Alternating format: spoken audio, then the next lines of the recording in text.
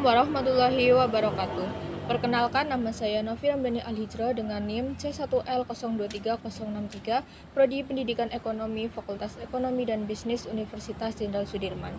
Di sini saya akan memaparkan materi yang sudah saya kerjakan, yaitu mengenai analisis sistem ekonomi digital dan perannya dalam perekonomian Indonesia yang diampu oleh Ibu Febiana Putri Komalasari, SPD MPD. Yuk kita simak bersama apa itu ekonomi digital.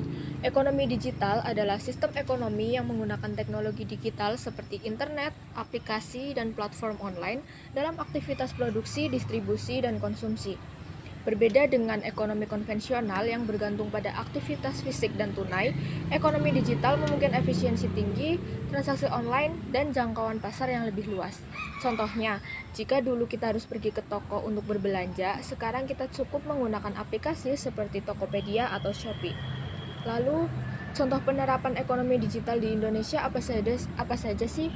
Kita sudah banyak melihat ekonomi digital berkembang pesat. Contohnya yaitu pada bidang platform e-commerce, Tokopedia, Shopee, dan Bukalapak. Lalu ada Gojek dan Grab untuk transportasi dan pengantaran. Lalu ada dompet digital seperti OVO, Dana, dan Link Aja. Pada UMKM, platform digital dari BUMN untuk mendukung pelaku usaha kecil. Lalu ada digitalisasi layanan desa melalui Sistem Informasi Desa atau SID.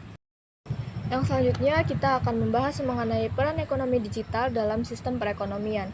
Yang pertama, peningkatan efisiensi dan produktivitas.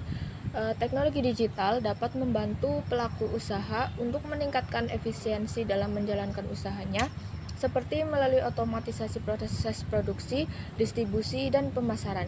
Yang kedua, perluasan pasar.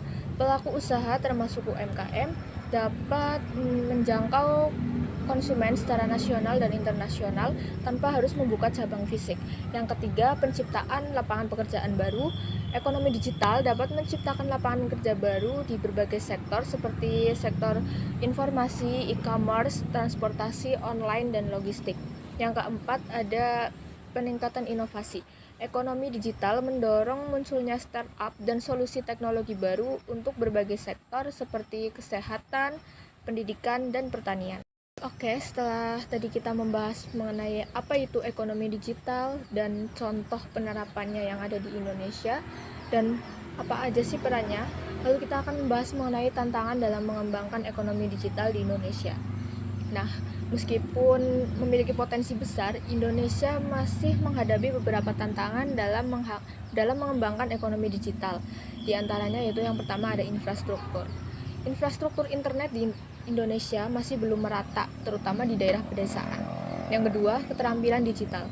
Masih banyak masyarakat Indonesia yang belum memiliki keterampilan digital yang dibutuhkan untuk bekerja di sektor ekonomi digital. Dan yang terakhir ada keamanan cyber. Keamanan cyber menjadi isu penting dalam ekonomi digital karena maraknya cybercrime dan penipuan online.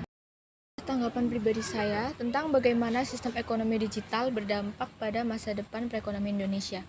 Menurut saya, ekonomi digital adalah peluang besar bagi masa depan Indonesia. Dengan teknologi, UMKM bisa menjangkau pasar global, lapangan kerja baru, dan inklusi keuangan meningkat melalui layanan vintage. Namun, tantangan seperti kesenjangan akses internet dan rendahnya literasi digital masih perlu diatasi. Peran masyarakat sangat penting dengan terus belajar keterampilan digital seperti memanfaatkan platform online untuk berwirausaha dan mendukung inovasi lokal.